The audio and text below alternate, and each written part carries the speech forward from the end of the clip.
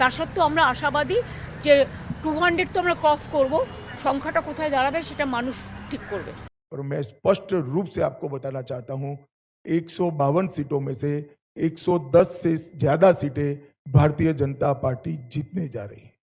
इसका मतलब है कि दूसरे चुनाव चरण को मिलाकर हम प्रचंड बहुमत के साथ बंगाल में शुद्ध रूप से भारतीय जनता पार्टी की सरकार बनाने वाले हैं। বাংলার মাটিতে ভোট শেষ, কিন্তু আসল খেলা এখনই শুরু। সংখ্যার খেলা, সমীক্ষার খেলা, আর সবচেয়ে বড় কথা সত্য আর অনুমানের লড়াই। প্রথম ও দ্বিতীয় দফার ভোটের পরেই একের পর এক এক্সিট পোল সামনে আসছে, আর প্রতিটা রিপোর্ট যেন এক একটা আলাদা গল্প বলছে। কোথাও বিজেপির ঝড়, তো কোথাও তৃণমূলের প্রত্যাবর্তন, আবার কোথাও স্পষ্টভাবে বলা হচ্ছে ঝুলন্ত বিধানসভা। কিন্তু প্রশ্ন একটাই, এই সংখ্যাগুলো কি সত্যি বাংলার মানুষের মনের প্রতিফলন, নাকি এটা শুধুই এক ধরনের রাজনৈতিক মায়াজাল? যখন একদিকে রেকর্ড ভোট পড়েছে, অন্যদিকে বিশ্লেষকরা নিজেরাই বিভক্ত, তখন দর্শক হিসেবে আমরা বিশ্বাস করব কাকে? শুধু পশ্চিমবঙ্গ নয়, তামিলনাড়ু, কেরল, আসাম সব জায়গাতেই এক্সিট পোল তৈরি করেছে আলাদা আলাদা ন্যারেটিভ, আর সেই ন্যারেটিভ ঘিরেই তৈরি হচ্ছে নতুন রাজনৈতিক সমীকরণ। তাহলে কি এবার সত্যি বদল আসছে, নাকি আবারও প্রমাণ হবে এক্সিট পোল যতই গর্জাক শেষ কথা বলে ইভিএম? আজকের এই বিশেষ প্রতিবেদনে আমরা ভেঙে ফেলবো সব হিসেব, তুলে ধরবো সব সমীক্ষার আসল চিত্র, আর খুঁজে বের করার চেষ্টা করব এই সংখ্যার খেলায় আসল সত্যটা ঠিক কোথায় লুকিয়ে আছে। নমস্কার, আমি স্নেহা মুখার্জি, আর দৈনিক সংবাদ অনলাইনে আপনারা দেখছেন খবরের পেছনের খবর। পশ্চিমবঙ্গের 2026 সালের বিধানসভা নির্বাচনের প্রথম ও দ্বিতীয় দফার ভোট গ্রহণ শেষ হতেই রাজনৈতিক উত্তেজনা নতুন মাত্রা পেয়েছে। কারণ ভোট শেষ মানেই শুরু এক নতুন যুদ্ধ, এক্সিট পোলের যুদ্ধ। বিভিন্ন সংবাদ মাধ্যম ও সমীক্ষা যেমন অ্যাক্সিস মাই ইন্ডিয়া, সি ভোটার, জান কি বাত, টুডেজ চাণক্য ইত্যাদি ইতিমধ্যে তাদের পূর্বাভাস প্রকাশ করতে প্রস্তুত, এবং নির্বাচন কমিশনের নিয়ম অনুযায়ী শেষ দফার ভোট শেষ হওয়ার পরেই এই ফলাফল সামনে আনা হয়েছে। এই এক্সিট পোলগুলিতে মূলত বোঝানোর চেষ্টা করা হয় কোন দল এগিয়ে, কোথায় ভোটের প্রবণতা বদলেছে, এবং শেষ পর্যন্ত ক্ষমতার চাবিকাঠি কার হাতে যেতে পারে। কিন্তু প্রশ্ন হচ্ছে, এই এক্সিট পোল কি সত্যি বাস্তবতা ফলাফলের প্রতিচ্ছবি, নাকি এগুলো শুধুই একটা অনুমান? এক্সিট পোল আসলে কি? খুব সহজভাবে বললে, ভোট দিয়ে বেরিয়ে আসা ভোটারদের মধ্যে একটি নির্দিষ্ট অংশকে প্রশ্ন করা হয় তারা কাকে ভোট দিলেন। এই তথ্যের ভিত্তিতে একটি বড় পরিসংখ্যানগত মডেল তৈরি করা হয়, যা থেকে গোটা রাজ্যের সম্ভাব্য ফলাফল অনুমান করা হয়। সাধারণত প্রতিটি বুথে নির্দিষ্ট ব্যবধানে, ধরা যাক প্রতিটি পঞ্চম বা দশম ভোটার প্রশ্ন করা হয়, যাতে নমুনা এলোমেলো থাকে। এরপর সেই ডেটাকে ওয়েটিং বা ভারসাম্য করা হয়, যাতে শহর, গ্রাম, পুরুষ, নারী, জাতি, ধর্ম সব দিক বিবেচনা করা হয়। সবশেষে সেই শতাংশকে আসনে রূপান্তর করার জন্য জটিল গাণিতিক মডেল ব্যবহার করা হয়। এখানে সবচেয়ে বড় চ্যালেঞ্জ, কারণ ভারতের মতো বহুদলীয় ব্যবস্থায় সামান্য ভোটের পার্থক্যকেও আসনের ফলাফল ব্যাপকভাবে বদলে যেতে পারে। এই পদ্ধতি শুনতে যতটা বৈজ্ঞানিক, বাস্তবে কিন্তু ততটাই জটিল এবং ঝুঁকিপূর্ণ। অনেক সময় ভোটাররা সঠিক উত্তর দেন না, ভয়, সামাজিক চাপ বা ব্যক্তিগত কারণে তারা সত্যিই লুকিয়ে রাখতে পারেন। আবার অনেক ক্ষেত্রে নমুনা সঠিকভাবে প্রতিধ্বনিত করে না, বিশেষ করে গ্রামাঞ্চল বা দূরবর্তী এলাকায় সমীক্ষা করা কঠিন হয়। এছাড়াও শেষ মুহূর্তের ভোটে মুড পরিবর্তন, নতুন ভোটারদের আচরণ বা আঞ্চলিক ইস্যু, এই সবকিছুই এক্সিট পোলের হিসেবকে ভুল প্রমাণ করতে পারে। রাজনৈতিক বিশ্লেষকদের মধ্যেও এ নিয়ে তীব্র মতভেদ রয়েছে। অনেক বিশেষজ্ঞ মনে করেন এক্সিট পোল একটি ট্রেন্ড বা প্রবণতা বুঝতে সাহায্য করে, কে এগিয়ে আছে তার একটা দিক নির্দেশ দেয়। আবার অন্য একদল বিশেষজ্ঞ এবং এমনকি নির্বাচন কমিশনের কিছু বক্তব্য অনুযায়ী এক্সিট পোল অনেক সময় বাস্তবতা বিকৃত করে এবং জনমনে ভুল প্রত্যাশা তৈরি করে। তাদের মতে এই সমীক্ষাগুলির পদ্ধতি সবসময় স্বচ্ছ নয়, এবং এগুলোকে চূড়ান্ত সত্য হিসেবে ধরা বিপজ্জনক। ইতিহাস বলছে এক্সিট পোল কখনো হিরো তো কখনো ভিলেন। উদাহরণ হিসেবে 2004 সালে লোকসভা নির্বাচন, প্রায় সব এক্সিট পোলই বিজেপি রিপিট, কিন্তু বাস্তবে কংগ্রেস নেতৃত্বাধীন ইউপিএ ক্ষমতায় আসে। আবার 2014 এবং 2019 সালের লোকসভা নির্বাচনে এক্সিট পোল মোটামুটি সঠিক দিক নির্দেশ করেছিল, যদিও আসন সংখ্যা নিয়ে অনেক পার্থক্য ছিল। 2024 সালের লোকসভা নির্বাচনেও এক্সিট পোল এনডিএর বিপুল জয়ের পূর্বাভাস দিয়েছিল, কিন্তু বাস্তবে সেই জয়ের মাত্রা অনেক কম ছিল। শুধু তাই নয়, সাম্প্রতিক সময়ে বহু বড় ভুলের উদাহরণ রয়েছে। হরিয়ানা 2024, বিহার 2015, দিল্লি 2015, এমনকি উত্তরপ্রদেশ 2017 অনেক ক্ষেত্রে এক্সিট পোল বাস্তব ফলাফল ধরতে পারেনি। তবে আবার এমন ঘটনাও আছে যেখানে এক্সিট পোল মোটামুটি সঠিক প্রমাণিত হয়েছে। বিশেষ করে কিছু রাজ্যের নির্বাচনে তারা বিজয়ী দল ঠিক করতে পেরেছে, যদিও আসনের সংখ্যা পুরোপুরি মেলেনি। পশ্চিমবঙ্গের 2026 সালে বিধানসভা নির্বাচনের প্রথম ও দ্বিতীয় দফা ভোট গ্রহণ শেষ হওয়ার পর যে এক্সিট পোল ঘিরে উত্তেজনা তৈরি হয়েছে, সেই আলোচনাকে সত্যিকারের পূর্ণতা দিতে গেলে শুধুমাত্র কে এগিয়ে বা কে পিছিয়ে এই সরল সমীকরণে থেমে থাকলে চলবে না, বরং বাংলার মাটির জটিল রাজনৈতিক মনস্তত্ত্ব, ভোটার আচরণের সূক্ষ্মতা এবং নির্বাচনী প্রক্রিয়ার বাস্তব চিত্রটাকে গভীরভাবে বোঝা জরুরি। কারণ পশ্চিমবঙ্গ এমন একটি রাজ্য যেখানে ভোট শুধু রাজনৈতিক পছন্দ নয়, বরং সামাজিক অবস্থান, পরিচয়, স্থানীয় বাস্তবতা এবং আবেগের এক মিশ্রণ, যা এক্সিট পোলের সংখ্যায় সবসময় ধরা পড়ে না। সবচেয়ে গুরুত্বপূর্ণ যে বিষয়টি এখানে সামনে আসে তা হলো সাইলেন্ট ভোটার বা নীরব ভোটারের ভূমিকা। বাংলার নির্বাচনে বহুবার দেখা গেছে বড় বড় রাজনৈতিক সভা, সোশ্যাল মিডিয়ার হাওয়া, এমনকি বুথের বাইরে কথোপকথন সবকিছু একদিকে ইঙ্গিত করলো ভোটের বাক্স খুলে সম্পূর্ণ ভিন্ন ছবি সামনে এসেছে। এই নীরব ভোটাররা অনেক সময় নিজেদের রাজনৈতিক অবস্থান প্রকাশ করেন না, কারণ ভয়, সামাজিক চাপ বা ব্যক্তিগত কৌশলের কারণে। ফলে যখন এক্সিট পোলের কর্মীরা ভোট দিয়ে বেরোনো মানুষকে জিজ্ঞেস করলেন, তখন অনেকেই হয়তো সত্যি বলেন না বা প্রশ্ন এড়িয়ে যান। এর ফলে যে ডেটা তৈরি হয় তা বাস্তবতা থেকে বিচ্যুত হতে পারে। এর সঙ্গে জুড়ে যায় নারী ভোটারদের ক্রমবর্ধমান প্রভাব। সাম্প্রতিক বছরগুলোতে বাংলায় মহিলা ভোটারের অংশগ্রহণ উল্লেখযোগ্যভাবে বেড়েছে এবং অনেক ক্ষেত্রেই তারা নির্ণায়ক ভূমিকা পালন করেছেন। বিভিন্ন সামাজিক প্রকল্প, নিরাপত্তা এবং পরিবার কেন্দ্রিক ইস্যু, এই সব বিষয় নারী ভোটারদের সিদ্ধান্তে বড় প্রভাব ফেলে, যা অনেক সময় পুরুষ ভোটারদের থেকে সম্পূর্ণ আলাদা হতে পারে। কিন্তু এক্সিট পোলের নমুনায় যদি এই অংশ সঠিকভাবে প্রতিফলিত না হয়, তাহলে ফলাফল ভুল দিকেও যেতে পারে। একইভাবে সংখ্যালঘু ভোটের একত্রীকরণ বা বিভাজন, এটিও বাংলার নির্বাচনে একটি বড় ফ্যাক্টর, যা আসন ভিত্তিক ফলাফলের নাটকীয় পরিবর্তন আনতে পারে, কিন্তু সমীক্ষার গড় হিসেবের মধ্যে তা হারিয়ে যেতে পারে। আরেকটি অত্যন্ত গুরুত্বপূর্ণ বিষয় হলো গ্রাম বনাম শহরের ভোটিং প্যাটার্ন। কলকাতা বা বড় শহরের ভোটারদের মনোভাব অনেক সময় মিডিয়ায় বেশি প্রতিফলিত হয়, কারণ সেখানেই সমীক্ষা করা সহজ। কিন্তু বাংলার বড় অংশ জুড়ে রয়েছে গ্রামাঞ্চল, যেখানে ভোটের ইস্যু সম্পূর্ণ ভিন্ন। চাষ, রেশন, স্থানীয় প্রশাসন বা সরাসরি প্রার্থীর প্রভাব, এই দুই বাস্তবতার মধ্যে ভারসাম্য ঠিকভাবে না রাখতে পারলে এক্সিট পোলের ফলাফল বিভ্রান্তিকর হতে বাধ্য।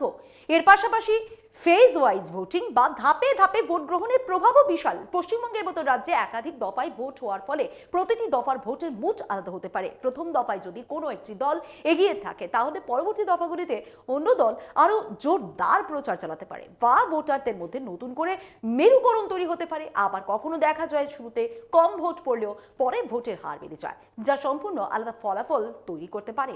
কিন্তু এক্সিট পোল সাধারণত একটি নির্দিষ্ট সময়ের ডেটা নিয়ে কাজ করে, ফলে এই পরিবর্তনশীল গতিবিধি পুরোপুরি ধরতে পারে না। এখানে ক্যাম্পেইন মোমেন্টাম বা নির্বাচনী প্রচারের শেষ মুহূর্তের প্রভাবও অত্যন্ত গুরুত্বপূর্ণ। বড় রাজনৈতিক নেতাদের সভা, হঠাৎ কোনো বড় ইস্যুর উত্থান, বিতর্ক বা প্রশাসনিক সিদ্ধান্ত, এই সবকিছু ভোটারদের মনোভাব শেষ মুহূর্তে বদলে দিতে পারে। কিন্তু এক্সিট পোলের ডেটা সংগ্রহের সময় যদি এই পরিবর্তন সম্পূর্ণভাবে প্রতিফলিত না হয়, তাহলে পূর্বাভাস বাস্তবতার সঙ্গে মেলে না। একই সঙ্গে মিডিয়া ন্যারেটিভের ভূমিকাও এখানে অস্বীকার করা যায় না। এক্সিট পোল প্রকাশের পর television channel, YouTube, social media সব জায়গায় এক ধরনের মুড তৈরি হয়। কেউ জয়ের দাবি করে, কেউ ফলাফলকে প্রশ্ন করে, কেউ আবার এটিকে রাজনৈতিক প্রোপাগান্ডা বলে আখ্যা দেয়। এই পুরো প্রক্রিয়ায় এক্সিট পোল নিজেই একটি মনস্তাত্ত্বিক তরঙ্গ তৈরি করে, যা রাজনৈতিক কর্মী থেকে সাধারণ ভোটার সবাইকে প্রভাবিত করতে পারে। এর সঙ্গে যুক্ত হয় মার্জিন অফ এরর বা ত্রুটির সীমা, যা সাধারণত +-2% থেকে +-5% পর্যন্ত হতে পারে। শুনতে এই সংখ্যা ছোট মনে হলেও কিন্তু বাস্তবে এটি আসন সংখ্যায় বিশাল পার্থক্য তৈরি করতে পারে।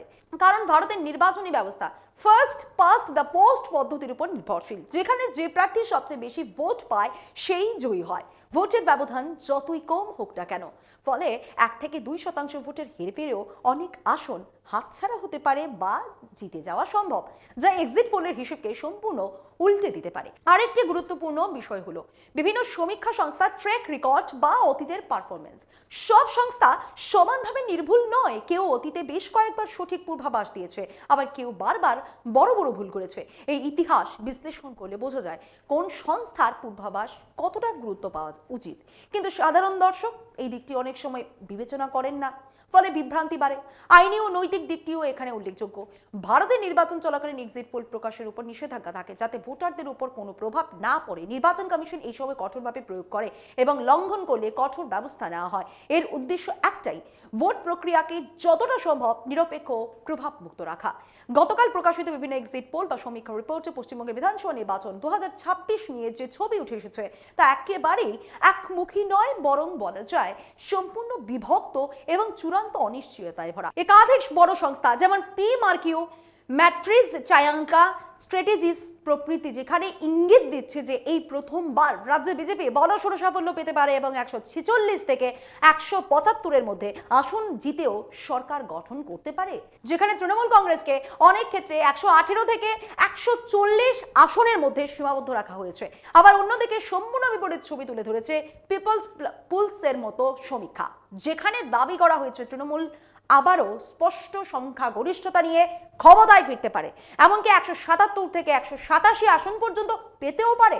এর ফলে পরিষ্কার যে এক্সিট পোলগুলির মধ্যে কোনো একক ন্যারেটিভ নেই, বরং একটি বড় অংশ বলছে বিজেপির উত্থান, আরেকটি অংশ বলছে মমতা বন্দ্যোপাধ্যায়ের প্রত্যাবর্তন। পোল অফ পোলস বা সব এক্সিট পোলের গড় হিসেব করলে আরো জটিল চিত্র কিন্তু সামনে আসে।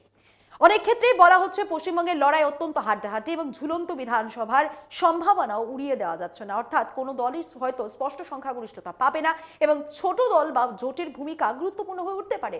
রাজনৈতিকভাবে এটি অত্যন্ত গুরুত্বপূর্ণ, কারণ দীর্ঘদিন ধরে একদলীয় আধিপত্যের পর এমন পরিস্থিতি সম্পূর্ণ নতুন সমীকরণ তৈরি করতে পারে। এদিকে এই নির্বাচনের একটি গুরুত্বপূর্ণ দিক হলো ভোটের হার। দ্বিতীয় দফা মিলিয়ে মোট ভোটদানের হার 92% ছাড়িয়ে গেছে, যা এক প্রকার রেকর্ড।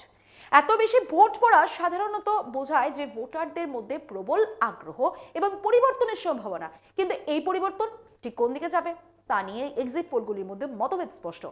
শুধু পশ্চিমবঙ্গ নয়, 2026 সালের এই নির্বাচন পর্বে আরো কয়েকটি গুরুত্বপূর্ণ রাজ্য তামিলনাড়ু, কেরল, আসাম এবং কেন্দ্রশাসিত অঞ্চল পুদুচেরিতেও ভোট হয়েছে এবং সেখানকার এক্সিট পোলের ছবিও প্রায় একই রকম ভাবে মিশ্র হলেও কিছু ক্ষেত্রে তুলনামূলকভাবে স্পষ্ট প্রবণতা দেখা যাচ্ছে। তামিলনাড়ুতে অধিকাংশ সমীক্ষা ডিএমকে জোটকে এগিয়ে রাখছে এবং AIADMK এর আভ্যন্তরীণ দ্বন্দ্ব তাদের অবস্থান দুর্বল করেছে বলে ইঙ্গিত দিচ্ছে। কেরলে বেশিরভাগ এক্সিট পোল বলছে কংগ্রেস নেতৃত্বাধীন UDF ঘিরে কেরলের বেশিরভাগ এক্সিট পোল বলছে কংগ্রেস নেতৃত্বাধীন UDF ফিরে আসতে পারে এবং বামফ্রন্টকে সরিয়ে ক্ষমতায় আসার সম্ভাবনা রয়েছে। অসমে ছবিটা তুলনামূলকভাবে পরিষ্কার, প্রায় সব এক্সিট পোলই বিজেপি জোটকে আরামদায়ক জয়ের পথে দেখাচ্ছে। আর পুদুচেরিতে এনডিএ জোটের এগিয়ে থাকার সম্ভাবনা দেখানো হয়েছে, যেখানে তারা 16 থেকে 20টি আসন পেতে পারে বলে অনুমান করা হচ্ছে। সব মিলিয়ে জাতীয় স্তরে একটি বড় প্রবণতা স্পষ্ট হয়েছে। অনেক এক্সিট পোলেই বলা হচ্ছে বিজেপি অন্তত 2টি রাজ্যে সরকার গঠন করতে পারে এবং তাদের রাজনৈতিক অবস্থান আরো শক্তিশালী হতে পারে। তবে একই সঙ্গে এটাও স্পষ্ট যে সব রাজ্যে একই রকম ফলাফল আসছে না। প্রতিটি রাজ্যের নিজস্ব রাজনৈতিক বাস্তবতা এবং ইস্যু আলাদা এবং সেই অনুযায়ী ফলাফলও ভিন্ন হতে পারে। সবশেষে বলা যায় পশ্চিমবঙ্গের ক্ষেত্রে এই মুহূর্তে যে এক্সিট পোল দেখা যাচ্ছে তা একটি স্প্লিট ম্যান্ডেটের ইঙ্গিত। কোথাও বিজেপির উত্থান তো কোথাও তৃণমূলের শক্ত অবস্থান, আর সামগ্রিকভাবে এটি তীব্র অনিশ্চয়তা। অন্য রাজ্যগুলিতে তুলনামূলকভাবে স্পষ্ট প্রবণতা থাকলেও বাংলার লড়াই যেন এখনো শেষ হয়নি, বরং আসল লড়াই শুরু হবে গণনার দিন, যখন এই সমস্ত সমীক্ষা বাস্তবতার মুখোমুখি হবে। সবশেষে আন্তর্জাতিক প্রেক্ষাপটের দিকে তাকালেও দেখা যায় এক্সিট পোলের সীমাবদ্ধতা সর্বত্রই রয়েছে। উন্নত দেশগুলোতেও অনেক সময় এই সমীক্ষা ভুল প্রমাণিত হয়েছে, কারণ ভোটার আচরণ সবসময় পূর্বাভাসযোগ্য নয়। ফলে এক্সিট পোলকে এই ট্রেন্ড ইন্ডিকেটর হিসেবে দেখা যেতে পারে, কিন্তু চূড়ান্ত সত্য হিসেবে নয়। সব মিলিয়ে এক্সিট পোল আসলে একটি আয়নার মতো, যা কখনো বাস্তবের কাছাকাছি ছবি দেখায়, আবার কখনো বিকৃত প্রতিচ্ছবি তৈরি করে। তাই এই সংখ্যাগুলো যতই আকর্ষণীয় হোক না কেন, গণতন্ত্রের আসল গল্প লেখা থাকে সেই গণনার দিনে, যখন প্রতিটি ভোট খুলে তার সত্যিকারের রূপ প্রকাশ করে। কারণ ভোটার আচরণ সবসময় পূর্বাভাসযোগ্য নয়, ফলে এক্সিট পোলকে একটি ট্রেন্ড ইন্ডিকেটর হিসেবে দেখা যেতে পারে, কিন্তু চূড়ান্ত সত্য হিসেবে নয়। সব মিলিয়ে এক্সিট পোল আসলে একটি আয়নার মতো, যা কখনো বাস্তবের কাছাকাছি ছবি দেখায়, আবার কখনো বিকৃত প্রতিচ্ছবি তৈরি করে। তাই এই সংখ্যাগুলো যতই আকর্ষণীয় হোক না কেন, গণতন্ত্রের আসল গল্প লেখা থাকে সেই গণনার দিনে, যখন প্রতিটি ভোট খুলে তার সত্যিকারের রূপ প্রকাশ করে। এই কারণে বিশেষজ্ঞরা একমত, এক্সিট পোলকে কখনোই ফাইনাল রেজাল্ট হিসেবে দেখা উচিত নয়, বরং এটিকে একটি ইঙ্গিত বা প্রাথমিক অনুমান হিসেবে দেখা উচিত। বাস্তব ফলাফল নির্ধারণ করে শুধুমাত্র ইভিএম এ জমা থাকা ভোট যা গণনার দিনই স্পষ্ট হয়। 2026 সালের পশ্চিমবঙ্গ নির্বাচনের ক্ষেত্রে একই কথা প্রযোজ্য। প্রথম ও দ্বিতীয় দফার ভোটের পরে যে এক্সিট পোল সামনে এসেছে তা হয়তো রাজনৈতিক লড়াইয়ের একটা ছবি তুলে ধরেছে। কোথাও হয়তো তৃণমূলে গিয়ে, কোথাও হয়তো বিজেপি লড়াইয়ে, আবার কোথাও ত্রিভুজ লড়াইয়ের ইঙ্গিত। কিন্তু এই ছবিটা কতটা বাস্তব আর কতটা অনুমান, তার উত্তর অবশ্য মিলবে কেবল ফল ঘোষণার দিনই। শেষ কথা কিন্তু একটাই, এক্সিট পোল উত্তেজনা বাড়ায়, বিতর্ক তৈরি করে, রাজনৈতিক ন্যারেটিভ গড়ে তোলে, কিন্তু গণতন্ত্রের চূড়ান্ত সত্য লুকিয়ে থাকে ব্যালট বাক্স বা ইভিএম এর ভেতরেই। তাই দর্শকদের জন্য প্রশ্ন থাকছে, আমরা কি এক্সিট পোল দেখে মত গঠন করব, নাকি অপেক্ষা করব আসল ফলাফলের জন্য? নির্বাচনী প্রচারের মঞ্চে সংখ্যার লড়াইও ছিল তুঙ্গে, যেখানে শাসক বিরোধী সব শিবিরই নিজেদের জয়ের ব্যাপারে অত্যন্ত আত্মবিশ্বাসী। নির্বাচনী প্রচারের মঞ্চে সংখ্যার লড়াইও ছিল তুঙ্গে, যেখানে শাসক বিরোধী সব শিবিরই নিজেদের জয়ের ব্যাপারে অত্যন্ত আত্মবিশ্বাসী দাবি সামনে রেখেছিল। তৃণমূল কংগ্রেস নেত্রী মমতা ব্যানার্জি বারবার জনসভা থেকে জানিয়েছিলেন যে তার দল 200-রও বেশি আসন জিতে আবারও সরকার গঠন করবে। অন্যদিকে প্রধানমন্ত্রী নরেন্দ্র মোদীর বক্তব্যে বারবার উঠে এসেছে ডবল ইঞ্জিনের সরকারের দাবি, যেখানে বিজেপি স্পষ্ট সংখ্যাগরিষ্ঠতা পেয়ে বাংলায় ক্ষমতায় আসবে বলে তিনি আশাবাদ ব্যক্ত করেছেন। রাজ্যের বিরোধী দলনেতা শুভেন্দু অধিকারী আরো এক ধাপ এগিয়ে গিয়ে দাবি করেছেন বিজেপি 200-র কাছাকাছি বা তারও বেশি আসন পেতে পারে, যা কার্যত তৃণমূলকে ক্ষমতার বাইরে ঠেলে দেবে।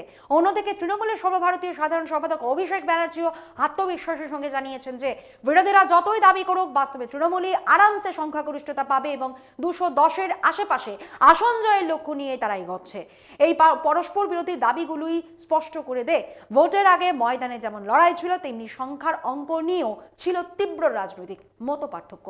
সব হিসেব নিকেশ, সব সমীক্ষা, সব জল্পনা এখন এসে ঠেকেছে একটাই তারিখে, 4 মে। সেদিনই পরিষ্কার হয়ে যাবে এই কয়েকদিন ধরে চলা সংখ্যার লড়াইয়ের আসল সত্যটা কি। এক্সিট পোল যাই বলুক, চূড়ান্ত রায় দেবে বাংলার মানুষ।